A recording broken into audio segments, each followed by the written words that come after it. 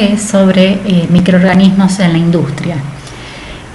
Parte de la información que van a encontrar en esta clase, en estas diapositivas, la pueden encontrar en el capítulo 4 del libro de Whites. También hay un libro que trata sobre la microbiología de las comidas fermentadas y de las bebidas fermentadas también. Y hay un review que también les dejé sobre las propiedades funcionales de los microorganismos en las comidas fermentadas. Esta bibliografía la van a encontrar en el Google Drive que ya les compartí. Bueno, para poder hablar de microorganismos en la industria tenemos que hablar un poco de qué es la biotecnología. La biotecnología es la utilización de organismos vivos o parte de ellos o derivados de esos organismos vivos para la producción de bienes y servicios.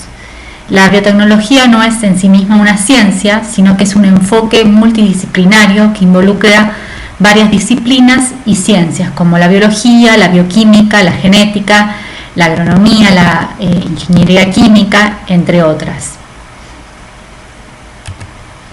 Podemos dividir a la biotecnología en dos, en la biotecnología que podemos decir la tradicional y la biotecnología más moderna, que sería la biotecnología tradicional sumado a la ingeniería genética, las técnicas utilizadas en ingeniería genética. Entonces, la biotecnología tradicional se basa en el uso de microorganismos para fabricar o para producir, por ejemplo, productos como el vino, el pan y el yogur.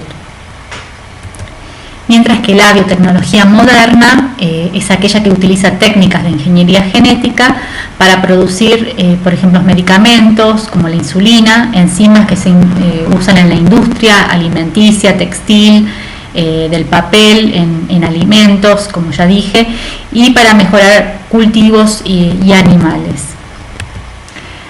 Las fermentaciones tradicionales se realizaron originalmente y todavía en algunos casos se sigue realizando utilizando una mezcla de microorganismos que se encuentran en las mismas materias primas, o sea, son microorganismos nativos o en el entorno local.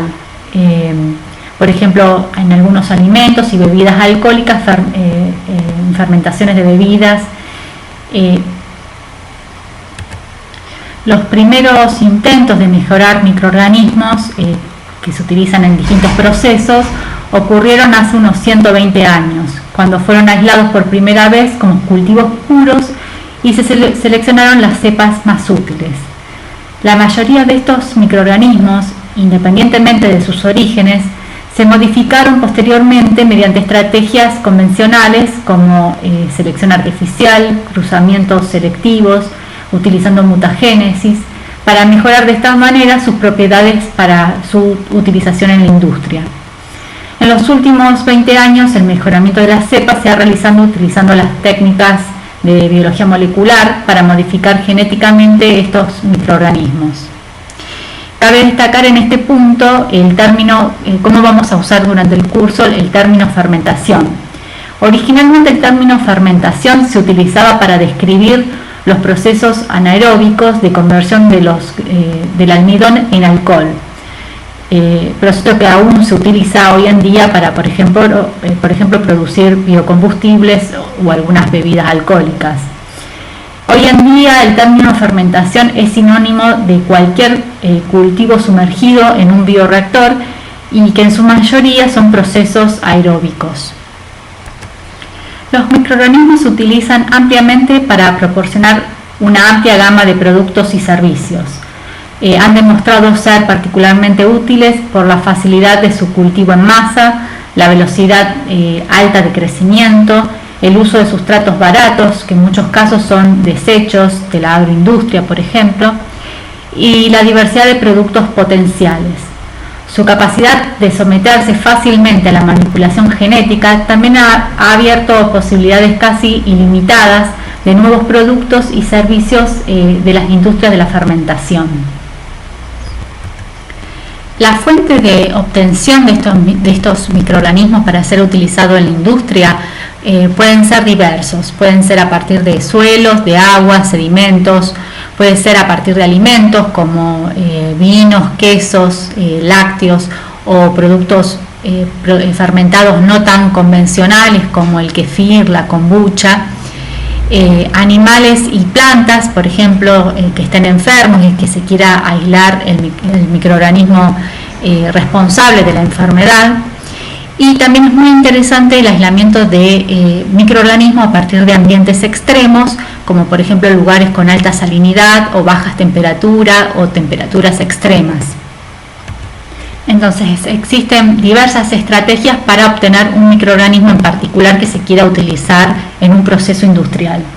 Una estrategia es recolectar muestras de alimentos, material animal y vegetal, muestras de suelos o hábitats extremos, como ya mencioné, y a partir de ellos se aíslan los microorganismos y luego son examinados para detectar alguna característica deseable. Por ejemplo, que degrade lignina o que degrade algún compuesto tóxico o que degrade lactosa. La alternativa sería adoptar una estrategia un poco más focalizada. Sabiendo lo que uno está buscando, uno puede hacer una búsqueda más focalizada. Por ejemplo, haciendo un muestreo en sitios específicos donde va a ser más probable encontrar el microorganismo con las características deseadas, como parte de la microflora natural de ese lugar.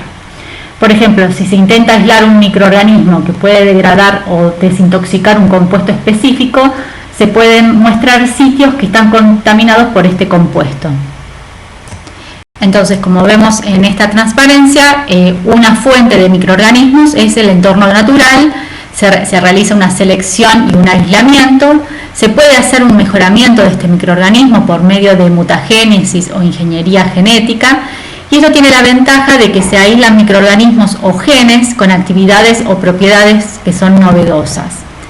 Por otro lado, hay otra alternativa que es recurrir a las colecciones de microorganismos que existen a nivel mundial. Existen más de 500 lugares donde se coleccionan microorganismos con diferentes características. Pueden ser colecciones solamente de hongos o pueden ser colecciones solamente de bacterias o de algas.